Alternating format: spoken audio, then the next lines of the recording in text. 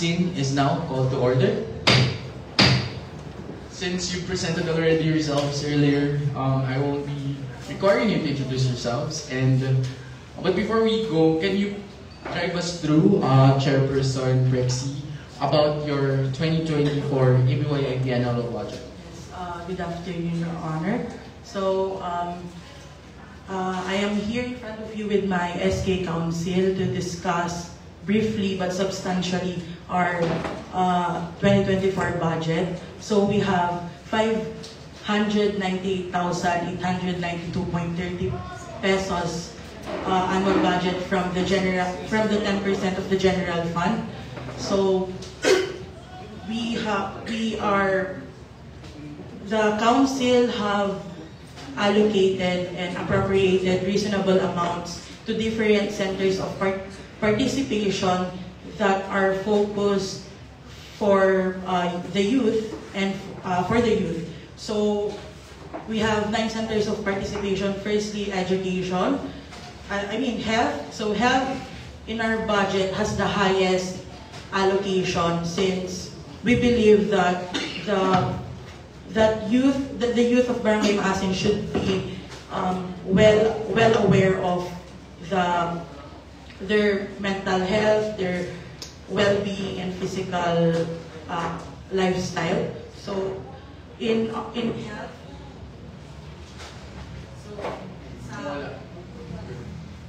health, sa health po, meron po tayong 5 projects na gagawin, which is the seminars and webinars about the HIV/AIDS awareness, sex education, teenage pregnancy,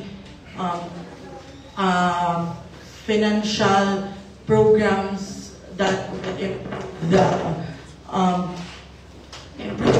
youth in terms of their health. So, in addition, dito rin po nakapaloob yung sports. So, wherein we will be having sports fest. Hindi lang po siya Health and sports. Yes, so hindi lang po siya kakahon sa basketball, but we will be having different sports like badminton, volleyball, table tennis, chess, like other board games, and esports, especially since malaki po yung opportunity na nakukuha ng youth sa esports.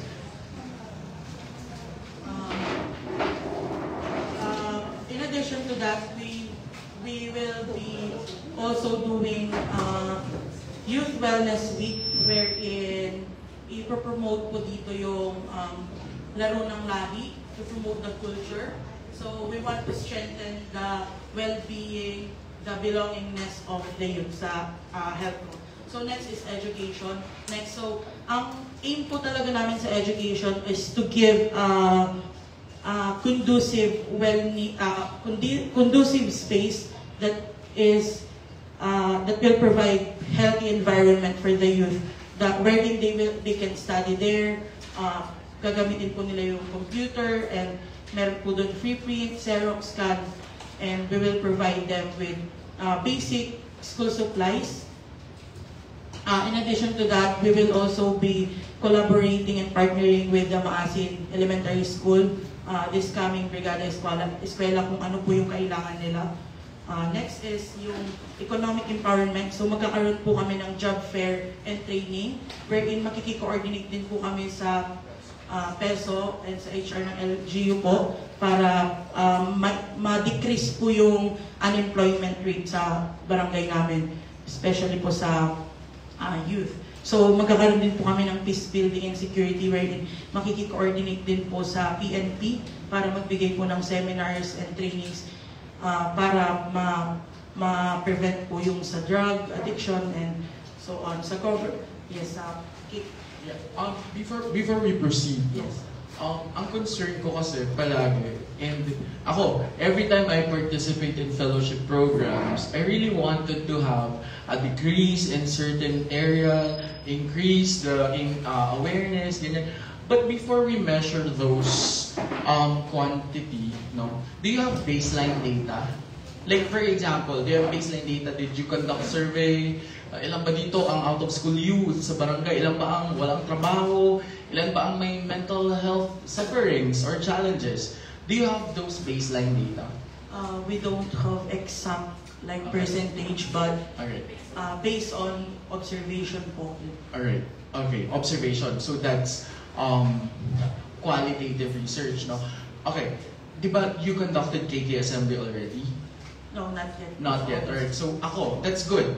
Why? Because that's an opportunity. Pagkakataon nyo po yun na doon nyo i-conduct yung inyong KK Assembly survey. Yes. Required yun, right? And doon sa survey, ako encourage ko kayo na magdapat kayo magdemand to know your population. Ako, I'm starting to suggest this kasi it's moving forward para may baseline data kayo. Kasi ako, among my difficulty, noong 2016, sa buong Pangasinan, tayo may pinakamataas na dropout rate. Pero ang problem ko, we don't have that baseline data kasi ayaw ibigay ng DepEd. Kasi maapektuhan yung performance ng mga schools. Pag may dropout kasi sa isang school, nabawasan may MOOE da, yung Iteria DepEd. Katulad na ITER, may data. But the problem there is, it's a national government agency. And this, you're starting on your own. So, if you conduct your KK survey, ilagay nyo na doon, even the gender, para alam nyo kung ilan ba ang LGBTQ sa population nyo, ilan ba yung mga may concerns. Because by having those baseline data, you can target kung ilan ba yung increase natin, ilan ba yung decrease natin. No? But that's a good initiative na okay lang, wala pa kayong KK Assembly. But pag magkakaroon kayo ng KK Assembly, no, you also isabay nyo na yun. Kasi that's your chance to get to know your population by the data. And again, ang gusto ni budgeting kasi, it's data-based, no? So we have to get those data. And of course, pag magpapakiki assembly kayo, you invite all of us here, di ba? Sinabay na rin. Again, okay, you proceed, Chair. So, for the governance naman po of the Center of Participation, we updated our SK Bank account. We paid our Fidelity Band premium, and then we will purchase our SK uniform to be presentable and pleasing to the eyes. And dito rin po na papaloob yung SK activities and cultural programs like SK Night, the Halloween party and everything po. Yun po. And then environment naman po, we have allocated 40,000 pesos for it. So we will buy cleaning materials, and we are actually doing the Kalinisan Day every Sunday na rin po. And for the global mobility, for the trainings and seminars that are organized by NYC, by the LGU, and the Federation po, we allocated the 15% of our budget, which is 89,834 pesos. And for our personal service, the honorarium of our SK Council, we have 23.44% po, which equals to 1,300 monthly. Alright. Okay, you mentioned 23.44, and bakit hindi nyo min-maximize yung 25%? Yes po. So actually it is decision of the council po, since ang matitipid po namin is 1.36%, which equals to 9,000 pesos. And we believe that mas may mga bagay po na pwede pa namin paglaanan nun, like yung Balik Eskwela program po. Yan po. Very good. I'm asking that because ako, well, principle ng human management kasi is the biggest asset of any organization is its people, di ba? So basically, you will have to give whatever benefits that is rightly for them. But I appreciate this kasi you sought to prioritize yung kailangan ng constituents nyo. And same goes with other barangays na hindi sila nag-allocate ng kanilang 13th month pay, 14th month pay just to save money to allocate it to more beneficial program. So I have to commend you for that. Okay. Do you still have other programs to discuss? Yun po yung active citizenship, which is yung KK Assembly and KK Profiling din po, that will be, we will implement semi-annually po. Yun lang naman. Okay. Parang feeling ko, so mailalim na sila sa rehearsal, ng presentation, Okay. Ikot siya ni... Napansin ko yung pleasing to the eyes. Oo. Wala ka. The way, the manner, the method, di ba? Okay. So, okay. Ako lang I will have to discuss with you na ako pag nag-check ako ng budget, it's ganun, no? I initially look at the amount and to see kung anong programs and the period of implementation. And, sige, we look at, sige, before I ask, may tanong po ba yung mga kasama natin?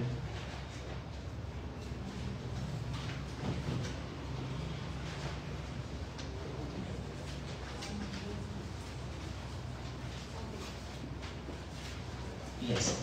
Yes, Councilor J.P. Criade, you are Actually, recognized. napansin ko dito, yung sa governance nila, which is first time na naka-encounter ako ng ganito, na napunduhan ng 2,500 yung sa financial nila pag open and updated ng bank account nila. Magkano binabayad sa banko pag open o updated? Ay, yung ano po, yung mga TIN number, ganun po yung, TIN number na yung TIN number ng barangay, ay ng SK po, and kami po, parang nag-apply po kami.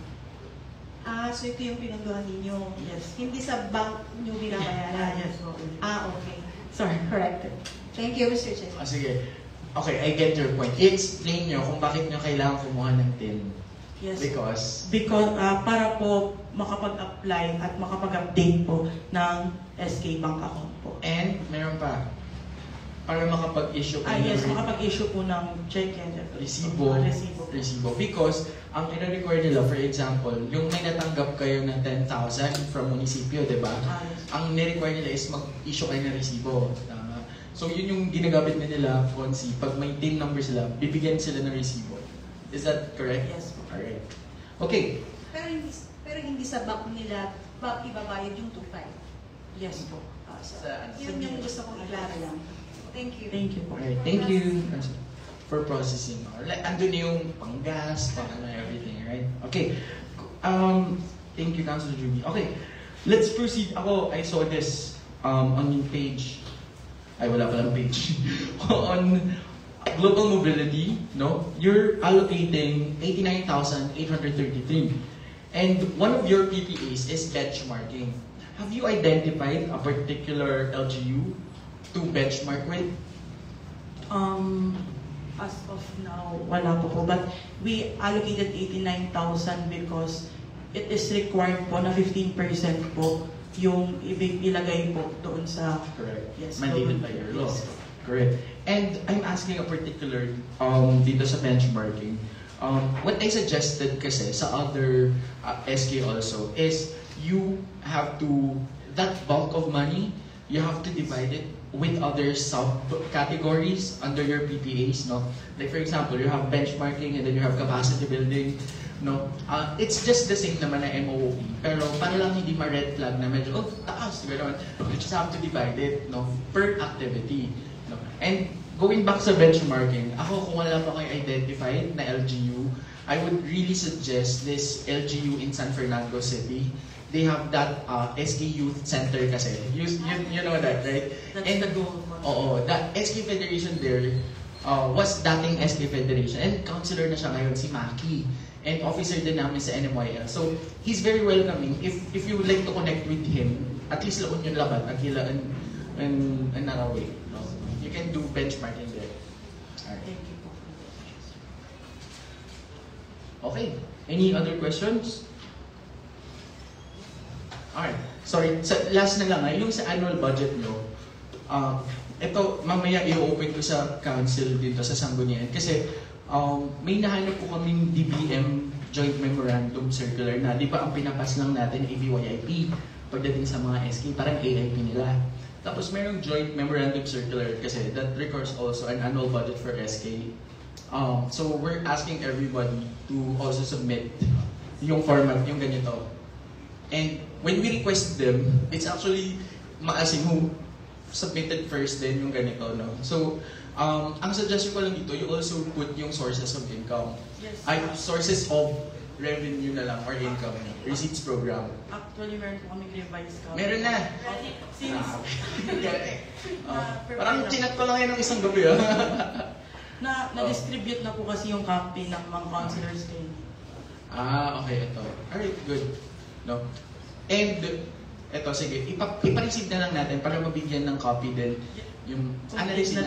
Ay, hindi pa po, pero complete na po yung... Alright, okay. So, kung makikita nyo dito, ito, I just have to show our colleagues here sa committee na ang pondo nila is not only doon sa 10% na SK fund, no? They also allocated yung mga fundraising activities nila, 8 from municipality na dinagdag nila, no?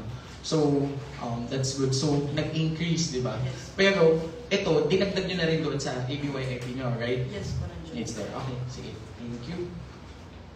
Okay. With that, may questions pa po ba from our colleagues?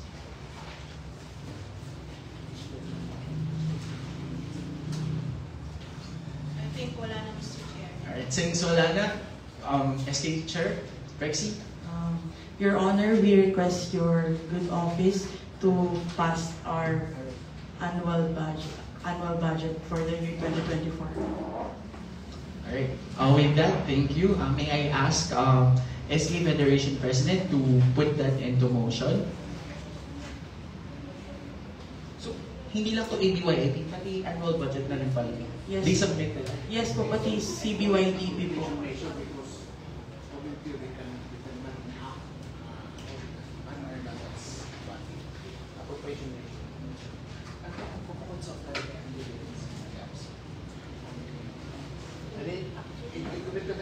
Ay, sige, wait, sorry, before we proceed, sorry, may we ask, andito na rin naman ang ating budget officer.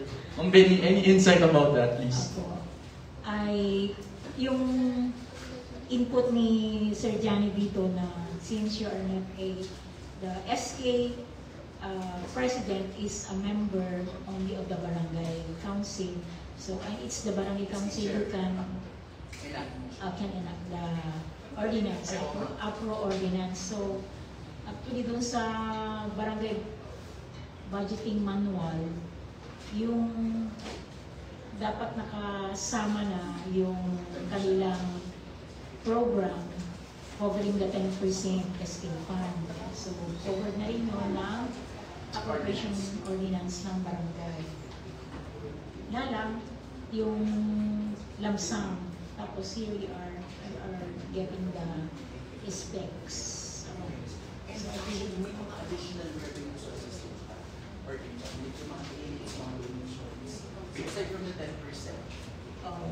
they have other sources. sa akin, I'm of the notion na hindi pa kayo kasi sigurado na makakahingi ng donation or grants or something. So, it's very conservative na i-reflect lang natin yung 10%, saka yung donations kahit 0-0 muna. Once na makakuha kayo, saka nyo subject for supplemental budget. Kasi pag hindi, Yes. for the year, current year, 10,000 from you or additional 15. good for that kasi yung naunang natanggap bago prepare yung ano. Pero pag halimbawa, for 2025, ano pag yung nilagay nating expected na donations or grants hindi dumating, sinama nyo na sa budget, magkaka-deficit kayo niyan. So, yun. Sa akin, ang tingin ko mas safer na we remain explicit on the 10% lang. And then, pagka nakakuha kayo ng grants or aids from the province or from the municipality, i-declare nyo na lang later, subject to supplemental. Alright. Ang gusto sabihin ni Ma'am Benny is that, di ba, you're receiving, pero kasi since ito, hindi pa na-enact yung annual budget nyo, kaya sinama nyo na rin, which is good. But moving forward, halimbawa, naipas na natin to, na-incorporate nyo na dyan yung annual budget nyo. Then, you received another donations, di ba? And may resibo na kayo, so pwede na kayong tumanggap ng donations even from NGOs, di ba? So pag meron dumating pera doon, you will have to allocate it through supplemental budget kasi dumating yon as your local fund sources, no? As one of your local fund sources. Meaning, pwede nyong gamitin nyo kasi pumasok sa ano nyo, bangko nyo, naresibuhan nyo. And that's the receipts program, di ba? And saka nyo na lang ipasa sa supplemental. But hindi naman kayo makakapagpasa ng supplemental kung wala po yung annual budget nyo.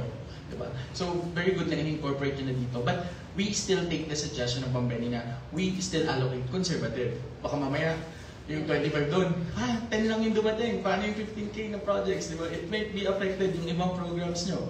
Right? So, we thank Ma'am Benny for the suggestion po. Okay.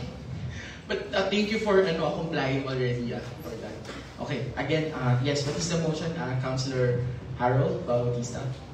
I move for the approval of annual Barangay Youth Investment Program of Sangguniang Kabataan of Barangay Maasin amounting 598,892.30 centavos. I support, Mr. Chair. It has been moved and seconded that the ABYIP and the annual budget of SK amounting to 590. Sorry. Ito na lang yung na-receive pala nila. May bago silang pina-receive. Okay. Okay, sige. We will just have to correct na ito na lang ang minove mo, Councilor. It's actually 623,892 pesos and 30 centavos. No? Sorry, ang kopya ko ito din. Pero ito yung bago na pala, Council. Alright? Wherein they incorporated yung additional na income. Alright. With that, are there any objections? Hearing none, the annual Barangay Youth Investment Program and the annual budget of SK Barangay Maasin amounting to 623,892 pesos and 30 centavos is now approved.